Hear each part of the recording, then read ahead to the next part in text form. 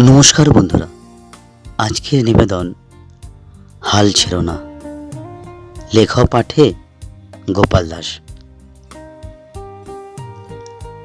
ব্যর্থতা প্রতি পদে পদে বন্ধুত্ব পাতায়, অনায়াসে মন ভাঙার কষ্ট ভুলে যায়, বারবার ফিরে আসে জীবনের আনাচে কানাচে।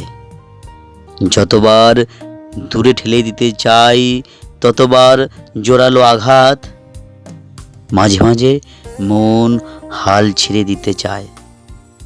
যা হবে হোক, সময়ের এই খেলা ঘরে আবার হঠাৎ মনের অন্ধকার থেকে উঁকি মারে এক বিন্দু আশার আলো। বলে ওঠে, না, তোমাকে পারতেই হবে, তোমাকে লড়তেই হবে। যতক্ষণ দেয়া আছে প্রাণ, প্রাণপণ করবে লড়াই।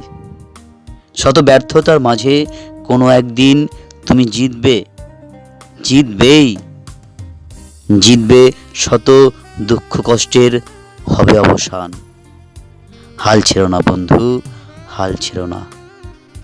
নমস্কার।